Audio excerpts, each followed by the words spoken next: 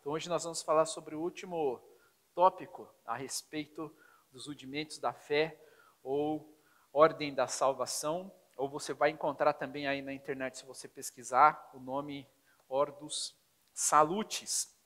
A ideia é tentar explicar de uma forma lógica como acontece a salvação. Todos nós passamos por esses passos e caminhamos para alguns ainda que ainda não aconteceu. Então, nós já passamos aí pela eleição, nós já passamos pelo chamado, e aí a gente falou sobre chamado eficaz e chamado geral, que acontece por meio do Evangelho. E o chamado eficaz é quando o Espírito de Deus leva essa palavra ao coração do pecador, convencendo ele do pecado, da justiça e do juízo. Falamos sobre a regeneração, onde a gente recebe vida, onde a gente... Então, a obra de Cristo é clara para nós. Falamos da conversão, onde há virada de chave, onde a gente professa a fé em Cristo. Falamos da justificação, onde nós somos justificados pelo nosso Deus. A justiça de Cristo é imputada em nossas vidas e nós somos adotados como filhos. Somos conduzidos no caminho da santificação. Vivemos em perseverança e hoje nós vamos falar sobre a glorificação. Então, a glorificação ainda não aconteceu, estamos caminhando para ela. E essa deve ser uma santa expectativa que nós precisamos ter na nossa caminhada cristã. Então, passando aí para o próximo slide, a ideia que eu penso hoje conversar aqui com os irmãos é falar sobre o que é glorificação, tentar definir esse termo olhando para as Escrituras, falar a respeito da ressurreição do corpo.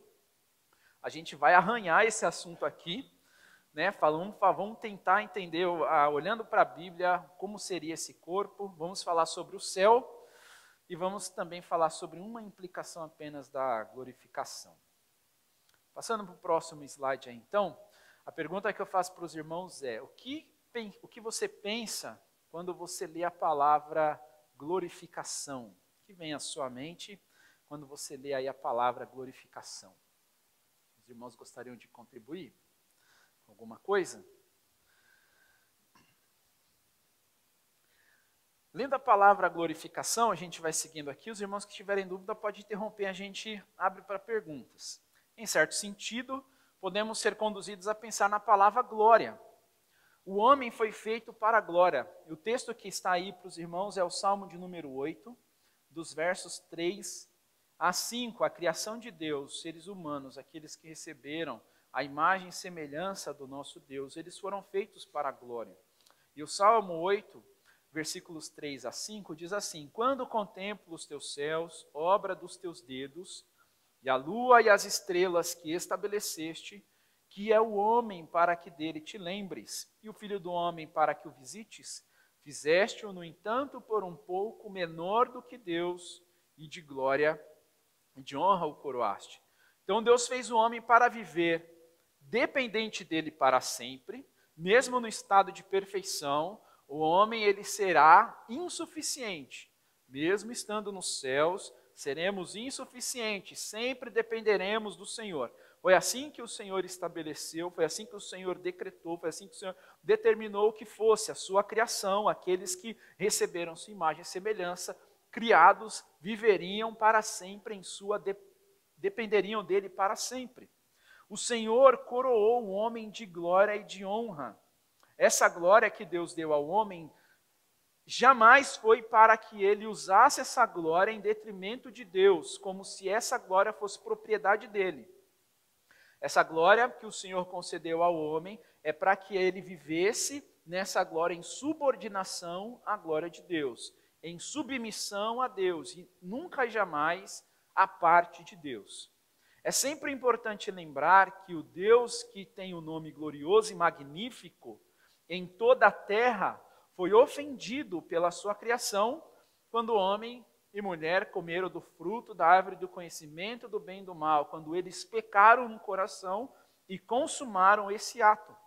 Com a realidade do pecado, então, a morte entrou no mundo, nós passamos a morrer, nós voltamos ao pó como punição pelo pecado, e também houve uma separação do homem em relação a Deus. Essa comunhão que antes era intrínseca, agora há um muro ali que foi estabelecido, que foi criado pelo fato do homem ofender a santidade de Deus, não obedecer a Deus.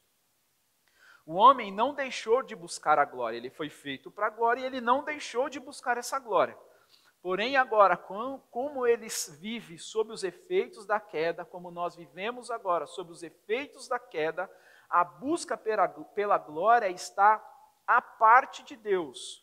O homem não busca a glória para glorificar a Deus, ele busca a glória para glorificar a si mesmo. Então já não é uma glória buscada que está subordinada a Deus, mas é uma glória que está subordinada ao próprio homem, ao próprio ser humano, seja ele homem ou mulher. Então o efeito da queda foi tão profundo que a visão do homem, usando palavras aqui da nossa medicina, ele ficou míope, a sua visão ficou míope e astigmática. Míope porque ele tem uma visão muito embaçada em relação a Deus, ele não consegue mais, longe de Deus, compreender a vontade de Deus, ele não consegue mais ter prazer de Deus se o Senhor não agir na vida dele por meio do Espírito.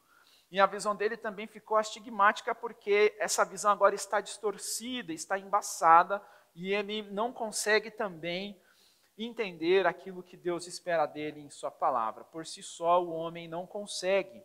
Então, ao longo da história, por exemplo, a glória foi buscada pelos homens, mas toda essa busca não passou pelo teste do tempo. Tudo ficou no tempo. Por exemplo, o pastor Fábio até citou Roma aqui na pregação, e no passado Roma foi um grande império, foi um império exuberante em determinadas fases. Mas hoje Roma já não é um império exuberante. Você vai ver a exuberância do Império Romano em livros, em museus, em filmes, mas você já não vê mais essa exuberância toda. Passou. Então, a busca pela glória desse lado da eternidade, ela não passa pelo teste do tempo, ela passa. E fica somente no conhecimento da história. Ela não perdura mais. A glória humana é fundamentada na própria finitude do ser humano. A corrida da humanidade em ter glória nesse mundo, seja fama, sucesso, dinheiro, reconhecimento, poder. A gente vê que as pessoas vivem em busca disso nesses dias. Tudo isso pode ser que até que aconteça, as pessoas podem até conquistar isso tudo aqui. Fama, dinheiro, sucesso, reconhecimento, respeito, boa reputação, enfim. Mas tudo isso é finito, isso uma hora vai passar. Isso não vai perdurar. Essa glória, ela vai acabar. A busca por glória, ela está desenfreada. E as pessoas não aceitam que são finitas. E o que a gente tem visto também, as pessoas em busca de mudanças estéticas, mudando as suas faces, não contente com aquilo que elas estão caminhando para ser, e se transformando, porque não aceitam a finitude das suas vidas. Então não aceita uma ruga, não aceita uma pele que está sobrando, não aceita o rosto que está envelhecendo. Isso acontece, mas as pessoas não aceitam isso mais. Então há um investimento de milhões e bilhões de reais, de dólares, enfim, independente da moeda em que as pessoas estão buscando. Talvez ali prolongar a sua vida na terra, justamente porque vivem em busca de uma glória que, na verdade, ela não acontece. Ela não vai perdurar. Porém, essa glória que a humanidade tanto busca é algo tomado pela cegueira. Essa incessante busca pela glória, nesse mundo, tem feito a humanidade se contentar com muito pouco. As pessoas investirem bilhões de dinheiros, ou todo o seu dinheiro, em querer se recauchutar, em querer ser diferente, em querer prolongar a sua vida, é se contentar com pouco. Você viver em busca de fama, dinheiro, sucesso, todas essas coisas que você vê desse lado da eternidade, é se contentar com muito pouco. É muito pouco comparado àquilo que a gente aprende na palavra de Deus. Aqueles que se contentam com essa vida e fazem dela o objetivo para se viver, essa pessoa, ainda que ela tenha tudo, seja de fato uma pessoa que tenha a glória desse mundo, seja reconhecida aqui, goze de um respeito profundo das pessoas, ela tem muito pouco. E aqui eu cito uma palavra do C.S. Lewis, que ele diz algo interessante no seu livro O Peso da Glória. Ele fala assim: o homem está numa busca frenética por felicidade e glória, atrás de suas ambições, e despreza a infinita alegria e glória que lhe é ofertada em Deus, como uma criança ignorante que prefere brincar com bolinhos de barro na favela do que desfrutar de um grande banquete no palácio. Isso daqui é pesado, o que ele fala. Porque a busca incessante do homem pela glória é justamente essa criança ignorante que prefere brincar com bolinhos de barro, ao invés de participar do banquete que é oferecido pelo Senhor por meio do Evangelho. Muita gente, por ter uma visão errada e viver na busca pela glória desse mundo, também tem dado ouvido a ensinos espúrios e doutrinas heréticas. Por exemplo, a gente tem aí a teologia da prosperidade, onde as pessoas usam da fé, do mercado da fé, e afirma que Deus é obrigado a me prosperar. Se eu dou meu dízimo, o Senhor tem que me devolver em dobro. Coloca o Senhor no banco dos réus. Meu Deus, é uma coisa trágica que a gente tem vivido, mas que pessoas acreditam nessas pregações, nesses ensinos, enveredam nesses caminhos, dão tudo que têm, e depois culpam a Deus porque não recebem em troca. A falta do Evangelho torna as pessoas uma visão míope, astigmática, uma cegueira e faz com que elas se contentem com pouco. Isso é uma falácia. Deus não tem que nos prosperar. Ele já deu tudo por nós. Deu o melhor que a gente não consegue fazer. A gente nem arranha aquilo que o Senhor fez por nós. Então, esse tipo de ensino que a gente tem visto hoje em dia, e que as pessoas enraizadas nesse mundo têm buscado, de fato, de uma certa maneira, esvazia a glória de Deus. Não que a glória de Deus ela seja esvaziada, mas o fato de que a gente não consegue viver a plenitude dessa glória. Perdemos de vista a glorificação que ocorrerá no dia de Cristo, quando Ele voltar. Isso meio que coloca como se fosse um tampão nos olhos das pessoas e elas não compreendem o que seria, o que vai ser, essa glorificação que virá quando Jesus Cristo voltar. Então, passando para o próximo slide aí, e pensando na pergunta, quando pensamos na palavra glorificação, a gente ou podemos ser direcionados a pensar na palavra glória. E a palavra glória tem um sentido de honra, de peso, algo que possui beleza também, que de fato se destaca por si só. Tomando por base o nosso estudo a respeito da ordem da salvação, a gente pode dizer também que essa glória, ela é uma felicidade espiritual, mas não no sentido de um estado de espírito, em que você acorda feliz, contente e satisfeito. Vai muito além. Não é simplesmente um estado de espírito, é um contentamento. É o que o Senhor faz por meio de Jesus para suprir as nossas vidas. Então, gostaria de ler com os irmãos esse texto de Filipenses, capítulo 3, versículos 20 e 21, e tentar entender o que seria essa glorificação, então. Paulo diz assim, nesse texto aí de Filipenses: pois a nossa pátria está nos céus, de onde também aguardamos o Salvador, o Senhor Jesus Cristo, o qual transformará o nosso corpo de humilhação para ser igual ao corpo da sua glória, segundo a eficácia do poder que ele tem de até subordinar a si todas as coisas. Então, a glorificação dos filhos de Deus se dará na segunda vinda de nosso Senhor Jesus Cristo. Essa vinda que não vai ser uma vinda às escondidas. O texto de Filipenses nos diz que a nossa pátria está nos céus. Buscar a glória desse mundo nos faz estar enraizados nesse mundo. Mas Filipenses está dizendo que a nossa pátria está nos céus. A partir do momento que Cristo nos salva, passamos a ser peregrinos e forasteiros. Nós somos expatriados dessa terra. Vivemos aqui, mas não fazemos mais parte daqui. Ainda que nós tenhamos um registro em órgãos públicos, aonde está lá a nossa data de nascimento, nosso nome completo, nome de pai e de mãe, aonde nós nascemos, o horário, enfim, ainda que há todos esses dados em algum órgão público e também nas nossas mãos aí na certidão de nascimento, a partir do momento em que somos salvos por meio de Cristo Jesus, nós temos um registro superior pelo fato de que o nosso nome agora está escrito, registrado no livro da vida. Aqueles que se chamam pelo nome do Senhor têm suas vidas agora governadas pelo céu. A gente vive como um cidadão aqui, mas a palavra de Deus é quem ordena as nossas vidas. Enquanto vivemos aqui, é sempre bom lembrar que nós não estamos em casa. Aqui não é o nosso lar. Nós caminhamos para Ele, perseveramos para Ele. Fomos salvos para um destino diferente do que essa terra aqui. O céu é a habitação de Cristo Jesus. Ele é o cabeça e nós somos o seu corpo. Jesus não é somente um ungido de Deus que veio tirar o pecado do mundo, ele também é Senhor e Salvador. É do céu que aguardamos o nosso Salvador, o Senhor Jesus Cristo, como diz o texto aí. Quando Cristo voltar, Paulo diz que haverá uma transformação do nosso corpo. A teologia paulina dá uma ênfase bem ampla para o corpo.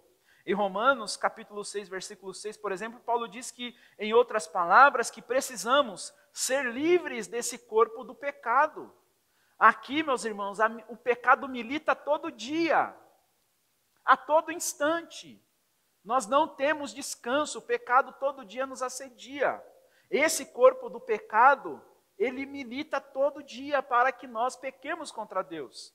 E Paulo diz lá em Romanos 6,6 que nós precisamos ser livres dele. Ele mesmo se considera um homem desventurado e exclama sobre quem o livrará do corpo desta morte. Paulo sabe que o pecado utiliza o corpo, em certo sentido, como uma prisão, um meio de tentação e tortura. Por isso, Paulo deseja ardentemente ser livre desse corpo de pecado. Nós precisamos ter repulsas pelo pecado. Nós não temos que ter alegria em sermos pecadores. Porque o pecado ofende a santidade de Deus. O pecado é ruim, é uma parasita, é algo que não deve nos trazer felicidade, não nos deve trazer contentamento ou tranquilidade. Incomoda. Quantas pessoas, por exemplo, tiram suas vidas porque não aguentam mais a vida nesse corpo de pecado? Ou como diz o texto que nós lemos, corpo de humilhação, quantas pessoas se suicidam porque não aguentam mais, são pressionadas, têm as suas mentes cheias de tantas coisas que querem tirar suas vidas, porque não suportam as pressões, as dificuldades, os dissabores que existem desse lado da vida. Quantas pessoas caminham tristes, sem perspectivas? A realidade da vida, nesse corpo de humilhação em que nós habitamos, é dura, e nós não temos alívio, a não ser pela graça de Deus, que conseguimos ter esperança, que conseguimos vislumbrar um destino diferente com Cristo Jesus, nosso Senhor. Aqueles que foram regenerados por Cristo vivem uma vida pré-transformada, porque ainda não aconteceu a consumação de todas as coisas. Ainda habitamos nesse corpo de humilhação. Ainda que estejamos entregues a Deus, ainda vivemos nesse corpo de humilhação. Como que o corpo que habitamos nos humilha? E aqui eu cito uma fala do Dr. Russell Shedd, ele fala assim: não seria agradável dar 24 horas de serviço incansável a Deus? Não podemos.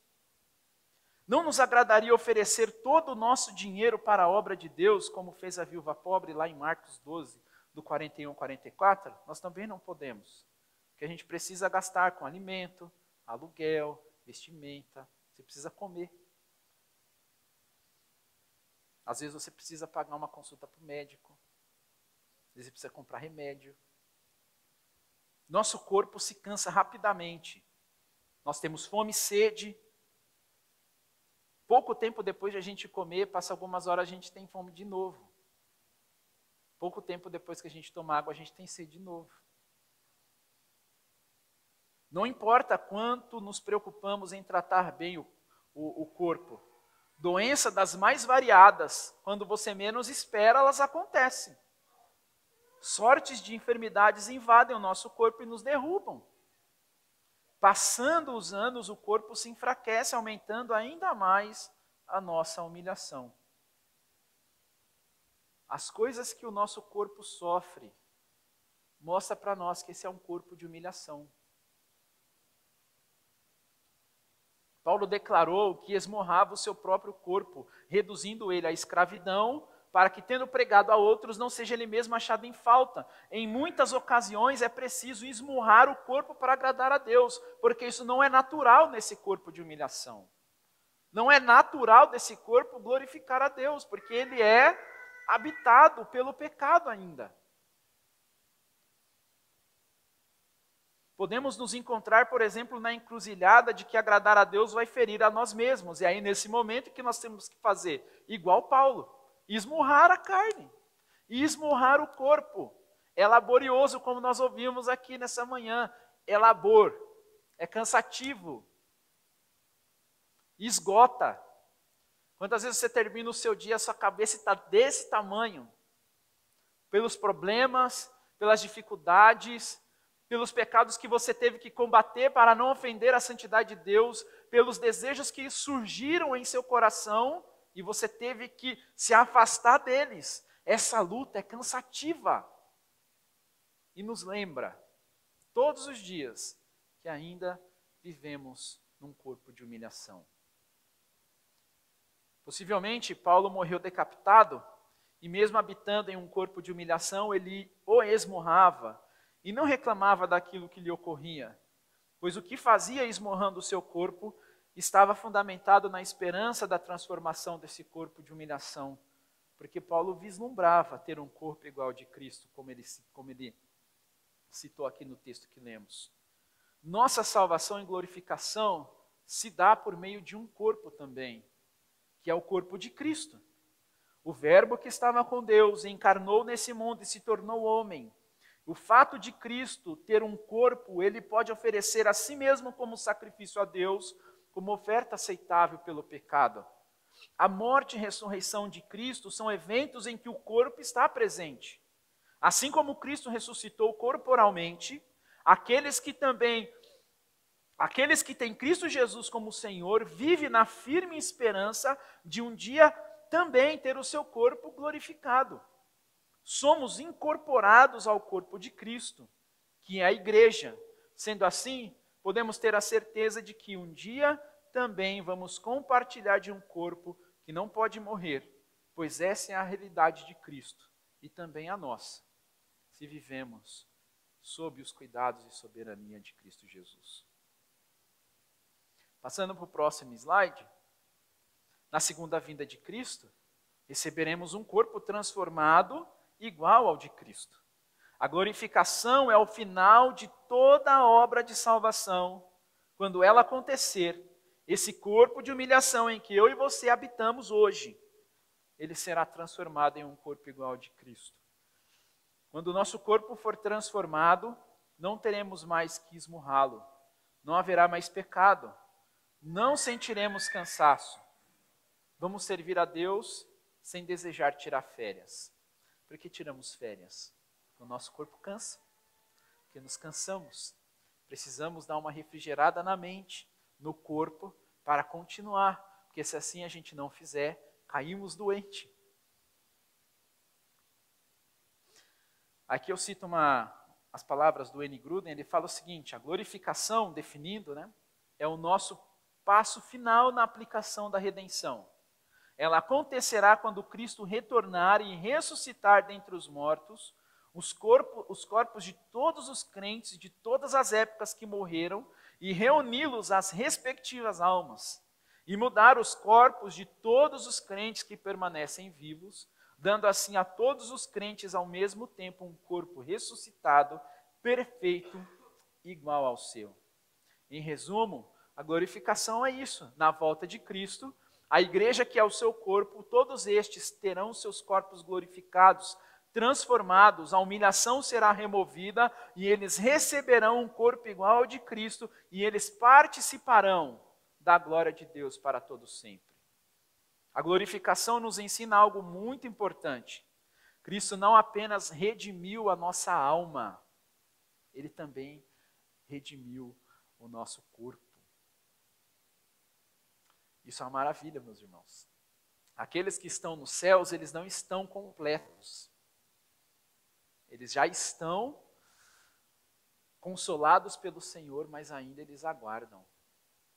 a volta de Cristo, onde eles receberão um corpo glorificado. Então a glorificação é isso aí. Nosso corpo transformado, sairemos desse corpo de humilhação e receberemos um corpo semelhante ao corpo de Cristo. E o pecado não mais habitará nesse corpo. Bem, alguma dúvida até aqui, meus irmãos? Alguma pergunta, alguma colocação? Fiquem à vontade. Então vamos passar para o próximo aí. Vamos falar sobre a ressurreição do corpo. A gente vai arranhar esse tema aqui. E aí eu vou pedir a ajuda dos irmãos com isso. Na glorificação ocorrerá a transformação do corpo, como a gente viu aí. Mas, como vai ser esse corpo? Então nós temos alguns indícios nas Escrituras Sagradas de como esse corpo vai ser. O texto de 1 Coríntios nos ajuda a ter uma clareza de como esse corpo será. E aí eu queria ler com os irmãos 1 Coríntios capítulo 15, dos versos 42 a 44. Se os irmãos quiserem abrir, eu aguardo os irmãos para a gente ler esse texto juntos. Primeira carta de Paulo aos Coríntios, capítulo 15, dos versos 42 a 44. Esse é o destino final daqueles que vivem na santa expectativa da volta de Cristo Jesus. 1 Coríntios capítulo 15, dos versos 42 a 44. Diz assim a palavra de Deus: Pois assim também a ressurreição dos mortos. Semeia-se o corpo na corrupção, ressuscita na incorrupção. Semeia-se em desonra, ressuscita em glória. Semeia-se em fraqueza, ressuscita em poder. Semeia-se corpo natural, ressuscita corpo espiritual. Se há corpo natural, há também corpo espiritual. Nesse texto, Paulo está usando a figura daquele que lança a semente no solo e aguarda então essa semente germinar e crescer e se tornar uma bonita árvore para então haver uma colheita. O texto diz que o corpo semeado na corrupção ressuscita na incorrupção. É como se Paulo está falando para nós aqui que os nossos corpos eles são semente, eles vão voltar para o pó. Se Cristo não voltar antes, o nosso corpo vai para o pó. Então, o nosso corpo ele hoje está na corrupção. Nós envelhecemos.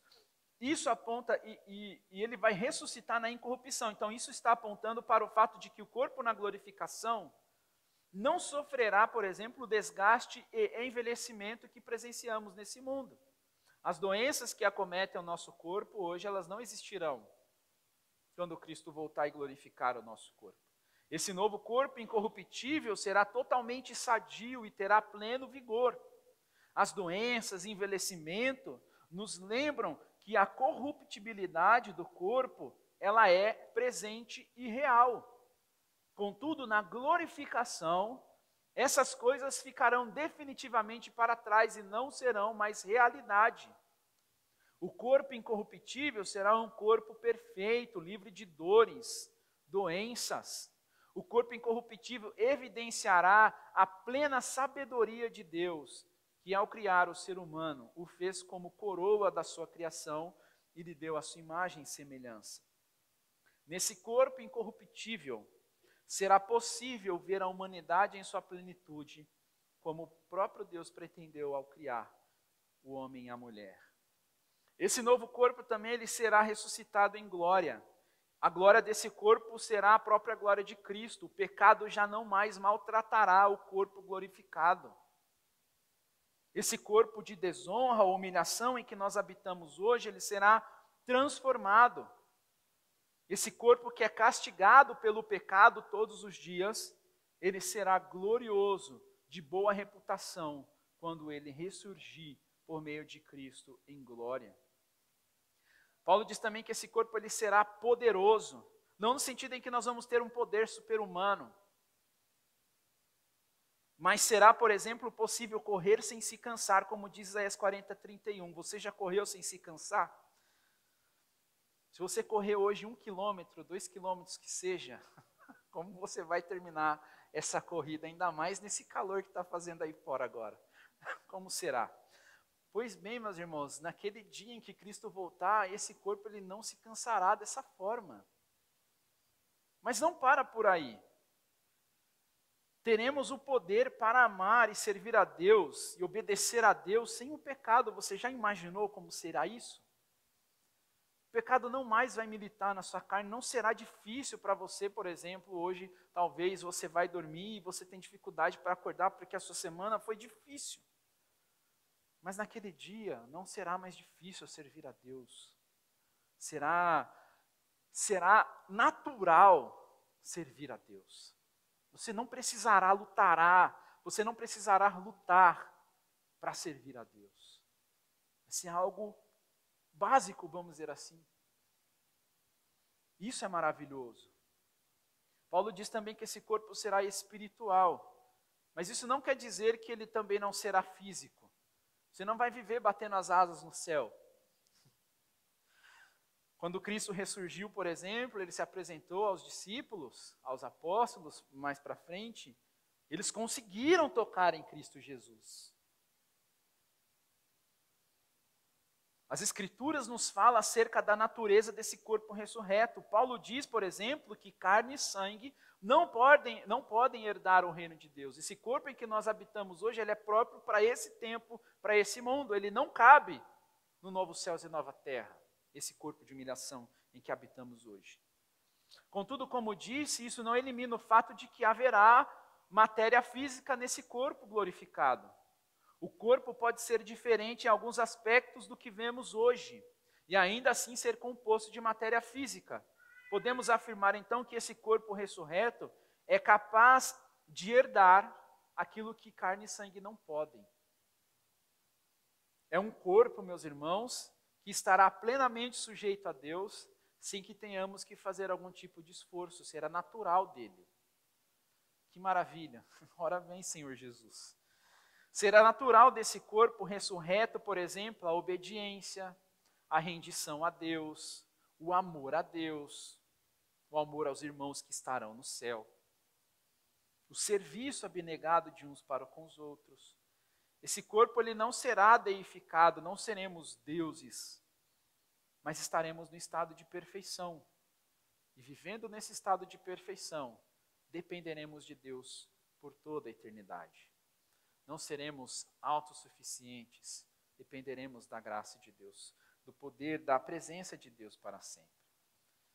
Então essa é uma das coisas que acontece, é como o corpo será, meus irmãos. A Bíblia talvez não esgota o assunto, mas aquilo que nós temos nas Escrituras Sagradas nos dá uns vislumbres de como será esse corpo glorificado. Passando para o próximo slide, gostaria de falar um pouco do céu, e aqui também vamos arranhar, porque é o nosso destino final. O céu é a pátria do cristão, e é para lá que nós vamos, como nós lemos no texto de Filipenses. Toda a alegria que a gente tem e vive aqui nessa terra, presencia, por maior que essas alegrias sejam, podemos usar essas situações para ter um antegozo daquilo que será nos céus. Essas alegrias que a gente vive aqui não arranham a superfície do que é a alegria de estar com Deus, com Cristo Jesus nos céus. O céu, infelizmente, é um assunto que, com o passar do tempo, ele tem perdido a sua importância. Devido à vida nessa terra, ela ter ganhado algumas outras roupagens que, de certa maneira, têm roubado ou minado a visão que deveríamos ter dos céus. Talvez a gente precise gastar tempo, ou recuperar tempo de pensar nos céus, de meditar nos céus, porque é uma realidade, isso é real, os céus existem, ele é real, ele é verdadeiro. Mas esse mundo de facilidades, que prega que traz muitas coisas a nós e que tem o seu poder, esse quê de sedução, tem maculado essa visão que deveríamos ter dos céus. E tem feito com que muitas pessoas se contentem com pouco. E aí eu gostaria de citar aqui o que o Franklin Ferreira cita na sua teologia sistemática. Ele diz lá que perdemos o amor pelo céu porque temos perdido o sentido da glória celestial. Isso é um tema, isso é grave, porque se a gente não anseia o céu, então o nosso alvo está em outro lugar. Estamos mirando em lugares espúrios, que talvez aguce os desejos da carne, mas não nos leva a vislumbrar as delícias que há nos céus na presença de Deus. De fato, nós precisamos recuperar o desejo pelo céu, porque a glorificação aponta para esse destino final. Para isso, citando novamente o professor Franklin Ferreira, ele fala que nós precisamos usar as Escrituras, a razão e a imaginação teológica. Aí que eu lembro a pregação do Fábio, quando ele começou a trazer para nós as pregações de Lucas, do imaginário cristão. Como nós precisamos pensar nos céus, voltar para as Escrituras e começar a vislumbrar o céu na nossa mente, meus irmãos. A realidade da eternidade precisa fazer parte dos nossos dias, porque a eternidade, ela não é distante, ela é algo presente, está à porta. Ah, mas eu vou passar 100 anos. O que é 100 anos diante da eternidade com o Senhor? Nós não podemos perder tempo em querer somente pensar nas coisas dessa terra, como vai ser amanhã, eu tenho que fazer isso amanhã, eu tenho que trabalhar, eu tenho que comprar isso, eu tenho que fazer aquilo outro. E o céu? E a realidade da eternidade, em que você vai estar com Cristo Jesus, que você professa. Isso tem que tomar a sua mente, o seu coração, a minha mente, o meu coração. E por isso nós precisamos das Escrituras, a razão e a imaginação teológica no estudo do céu. Uma das possibilidades de entender o texto de Apocalipse 21, que eu coloco aí para os irmãos, João escreveu lá e está aí para nós. E vi novo céu e nova terra, pois o primeiro céu e a primeira terra passaram e o mar já não existe. Uma das formas da gente entender esse texto é que o novo céu e a nova terra, ele está, quando João fala disso, ele está fazendo referência ao todo o universo. Ele não está falando de duas realidades, por assim dizer. É importante lembrar que não haverá uma aniquilação da criação. Ela passará por uma renovação. Porque se fosse necessário aniquilar tudo que o Senhor criou para criar tudo de novo do zero, é como se Satanás saísse vitorioso. Então assim como o nosso corpo ele será transformado, essa terra também passará por uma transformação. Romanos 8, 21, 23 nos dá indícios de que a criação passará por uma renovação. Falando do céu, então, o que não há no céu? No céu não tem lágrimas, não tem tristeza, não tem morte, não tem dor, não tem trevas, não tem impiedade lá, não tem pecado, entre tantas outras coisas. E o que tem no céu? Tem a igreja de Cristo. Seu irmão que partiu em Cristo Jesus, você vai encontrar ele lá de novo. As pessoas que morreram desse lado da eternidade, crendo em Cristo Jesus, você encontrará elas lá de novo. Haverá o Cordeiro de Deus, aquele que encarnou nesse mundo, aquele que foi exposto como espetáculo para o mundo na cruz do Calvário. Ele está reinando. Estaremos com ele. Adoração plena. Que maravilha se reunir aos domingos e adorar como igreja. E esse tempo ele termina. E nós vamos para as nossas casas. Mas naquele dia, quando nós estivermos nos céus, esse tempo de adoração nunca mais terminará. Estaremos reunidos adorando a Deus para sempre. Veremos a face de Deus em Cristo Jesus, entre outras coisas. Jonathan Edwards, ao tentar se expressar sobre a felicidade que existiu no céu, disse o seguinte: os santos navegarão no oceano de amor e serão eternamente banhados nos infinitamente brilhantes, agradáveis e brandos raios de amor divino, recebendo eternamente a luz, sendo eternamente cheios dela, eternamente cercados por ela e refletindo-a eternamente de volta à sua fonte. Isso é uma maravilha. A vida no céu será de pleno deleite, onde desfrutaremos da beleza que lá tem. Vamos explorar os recursos que tem no céu. Isso tudo livres do pecado e para a glória de Deus. Então o céu, meus irmãos, é o destino que nós devemos ansiar, devemos desejar. E essa terra que passará pela renovação e o Senhor habitará, aqui como João fala em Apocalipse 21, de fato, esse novo céu e nova terra será o céu em que estaremos com o Senhor, em que viveremos com o Senhor. Não viveremos como com asas, voando para lá e para cá. Estaremos nessa terra renovados. E o Senhor estará habitando o seu tabernáculo aqui, como o texto de João diz aí em Apocalipse 21, se eu não me engano. Então devemos dar graças a Deus e viver nessa esperança de estar nos céus quando nós formos glorificados. E de fato é muito prazeroso pensar nessa realidade, que é de fato uma realidade, para ser redundante, uma realidade real. Existe, meus irmãos, é verdadeiro. Não é história fictícia, não é gibi. Não foi criado pelo homem, foi o Senhor. É o Senhor que deixou para nós registrado nas Escrituras. É real. É sim, é real. E ele existe, nós estamos indo para lá, com a graça de Deus. Irmãos, eu vou encerrar com o último tópico, que é a implicação da glorificação, que é a visão beatífica. E aqui eu vou arranhar também esse assunto, porque não vai dar para aprofundar nisso aqui. Mas o que eu quero dizer aqui, terminando o assunto? De todas as alegrias que existem no céu, a maior delas é a visão beatífica. E o que viria a ser a visão beatífica? É uma visão que alegra. Todo ser humano busca alegria. E na visão beatífica, haverá uma compreensão imediata da glória de Deus. A visão beatífica consiste em uma percepção espiritual, ainda que em nosso corpo ressurreto sejamos capazes de desfrutar da contemplação da majestade de Cristo.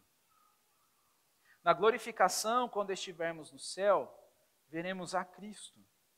E o que a palavra de Deus diz para nós? Que Cristo é a imagem exata de Deus, como diz as Escrituras. Veremos a face de Deus em Cristo Jesus, em toda a sua glória e esplendor. Eu não faço ideia de como é isso, mas só o que a gente vive, os momentos que a gente tem aqui na terra, me faz pensar que deve ser algo estrondoso, surreal, é o ápice da beleza, como o pastor Fábio falou aqui da questão da beleza, é o ápice do belo, é o ápice do que for grande, do que for bonito, do que for... As palavras não consigo descrever, estou limitado, mas é algo maravilhoso. Com respeito à visão beatífica, queria ler com os irmãos 1 João capítulo 3, versículo 2, que diz o seguinte: Amados, agora somos filhos de Deus, mas ainda não se manifestou o que haveremos de ser. Sabemos que quando Ele se manifestar, seremos semelhantes a Ele, porque haveremos de vê-lo como Ele é. Encerro aqui também falando uma citação do Dr. R.C. Sproul, que diz o seguinte: no prazer da visão beatífica, a alma finalmente alcança o fim de sua busca suprema. Finalmente adentramos este refúgio, onde encontramos nossa paz e descanso.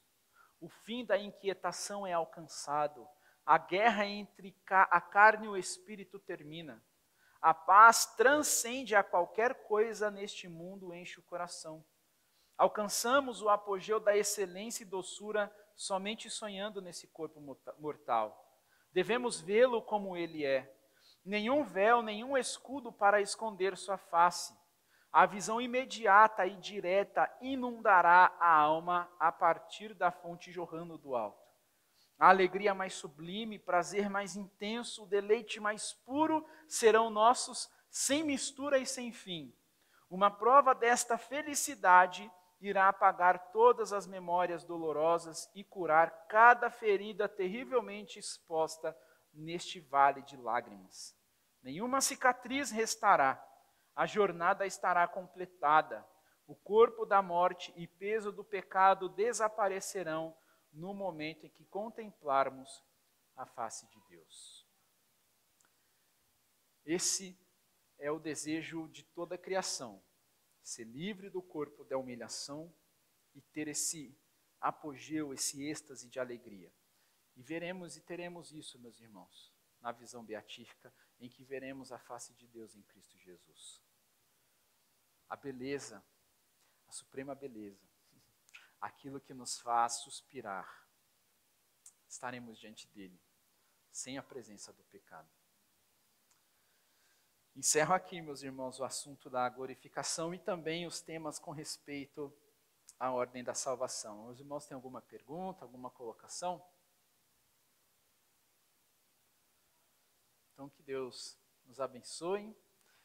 O destino final da sua e da minha da perseverança, da santificação, da justificação, é a glorificação. Que Deus nos preserve, para que a gente possa estar prontos para aquele dia final. Vamos orar? Obrigado, Deus, por esse tempo, pela sua bondade em nossas vidas, por poder, Deus amado, estudar sobre esses temas que nos faz lembrar de coisas tão preciosas como a glorificação. Deus, obrigado porque na santificação o Senhor tem trabalhado por meio do seu Espírito para nos libertar do poder do pecado. Na justificação o Senhor nos liberta da condenação do pecado, e na glorificação, ó Deus, que ansiamos esse dia, seremos plenamente livres do poder do pecado. Desejamos, ó Deus, estar nos céus e contemplar a beleza do Senhor em Cristo Jesus.